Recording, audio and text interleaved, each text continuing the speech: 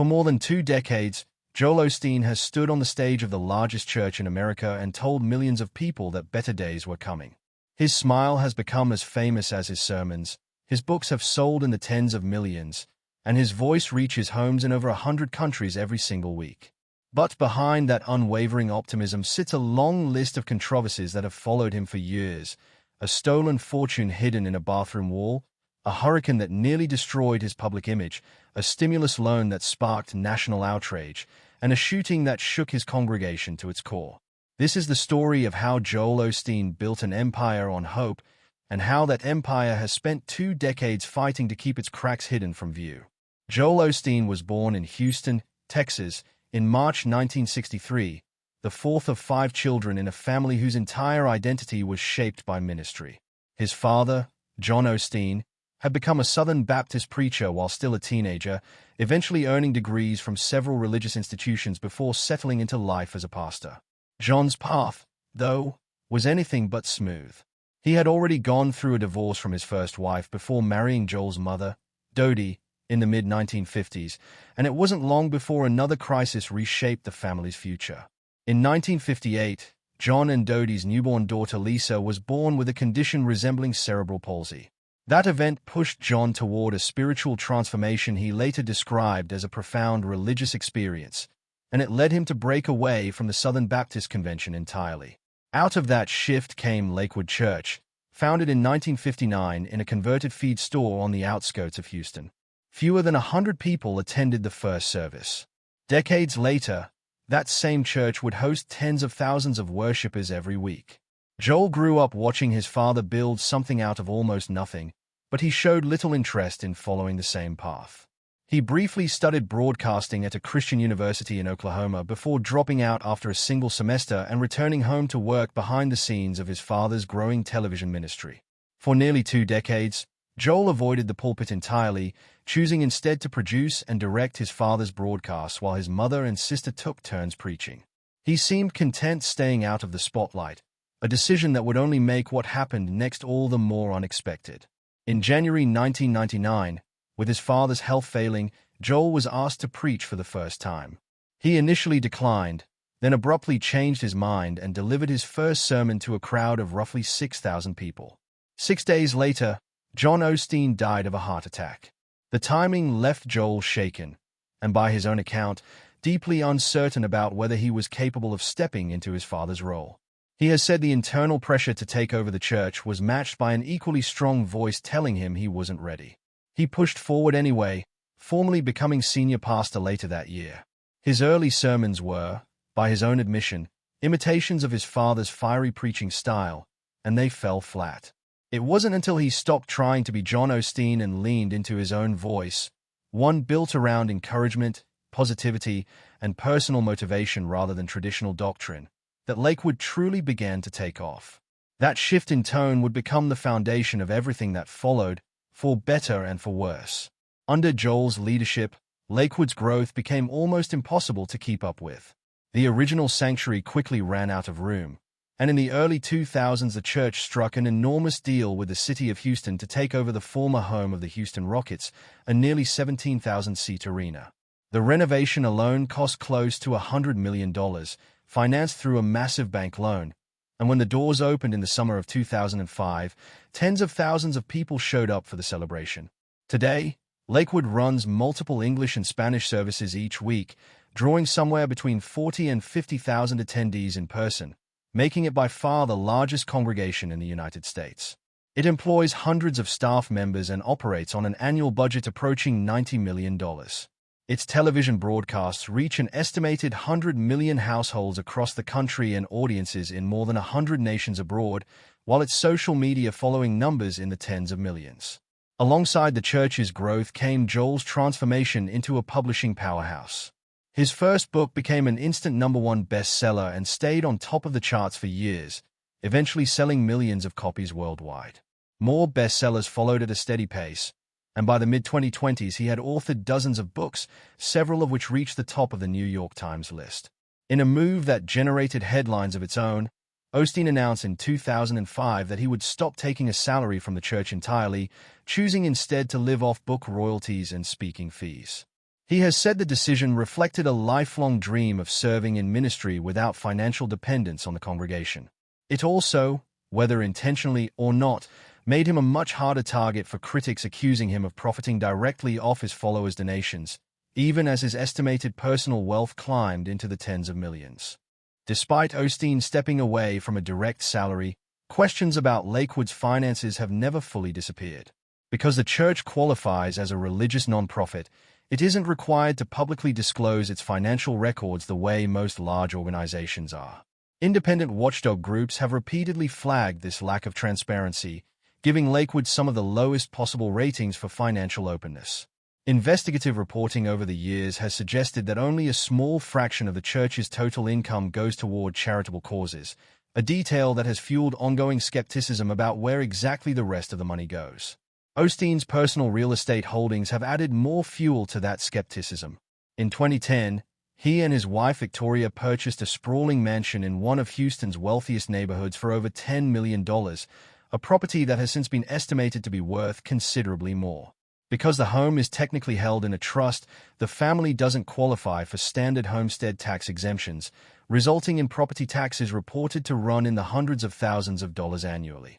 The couple has also held onto their previous home, valued in the millions. None of this is illegal, but for critics already suspicious of a tax-exempt institution generating close to $90 million a year, the optics have never looked good. Perhaps no single story captures the strange, almost cinematic nature of Lakewood's financial controversies better than what became known as the bathroom wall discovery. Back in 2014, the church reported that roughly $600,000 in cash and checks had vanished from its safe, apparently stolen from weekend donations. A reward was offered, but no arrest was ever made, and the case eventually went cold. More than 7 years later, in late 2021, a plumber working on a leaky toilet in one of the church's public restrooms made an extraordinary discovery. As he pulled back tile and insulation to access the plumbing, hundreds of envelopes came tumbling out of the wall cavity, stuffed with cash, checks, and money orders. Police later confirmed that evidence recovered from the checks connected the stash directly to the original 2014 theft. A church executive offered a plausible explanation. The bathroom in question was a single-occupancy restroom with an accessible ceiling, suggesting someone may have stashed the stolen bags above the ceiling tiles with plans to retrieve them later, only for the bags to slip down into the wall where they became permanently stuck. By the time the money resurfaced, the statute of limitations on the original theft had long since expired, meaning no criminal charges could ever be filed, regardless of what the evidence showed.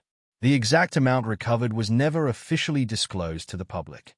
The plumber who found it was ultimately awarded a reward for his discovery, and the story became one of those bizarre footnotes that seemed to follow Osteen and his church wherever they went, headline-grabbing, faintly absurd, and never fully resolved. The financial scrutiny surrounding Lakewood reached a new level during the COVID-19 pandemic. When in-person church services were suspended for several months in 2020, Lakewood applied for and received more than $4 million through the federal government's Paycheck Protection Program, a relief effort designed primarily to help small businesses keep employees on payroll during the shutdown.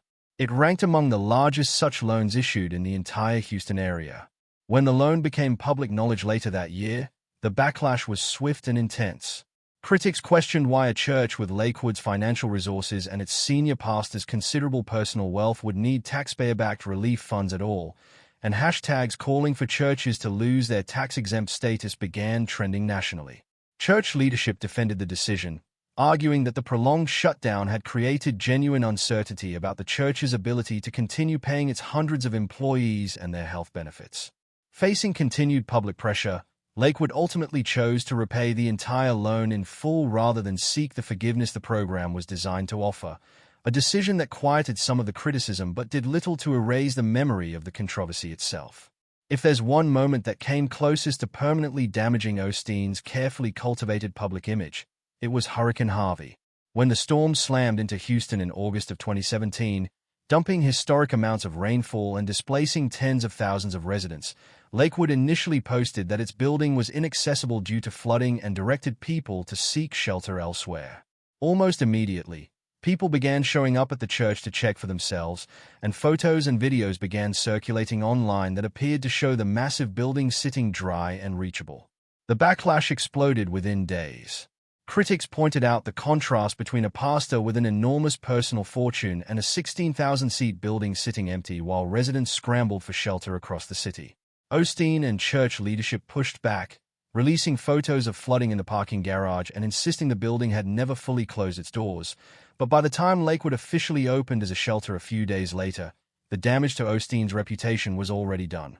Making matters worse, a Houston furniture store owner had opened his showrooms to evacuees almost immediately after the storm hit, without hesitation and without controversy, turning him into a folk hero even as Osteen became the target of national criticism. Osteen went on a media tour to defend himself, but some of what he said only deepened the backlash, including remarks suggesting that housing a large number of evacuees and having the building flood as a result wouldn't have made for a good outcome, and that the city hadn't actually needed Lakewood as a shelter at that particular moment. He later acknowledged that, with hindsight, he would have prepared the building and staff well before the storm arrived. Weeks later, a sermon in which he told his congregation that they should stop being upset about something they were capable of handling struck many observers as tone-deaf, arriving just as the city was still deep in recovery. Long before the hurricane, long before the pandemic alone, Osteen's core message had already drawn sharp criticism from within the Christian community itself.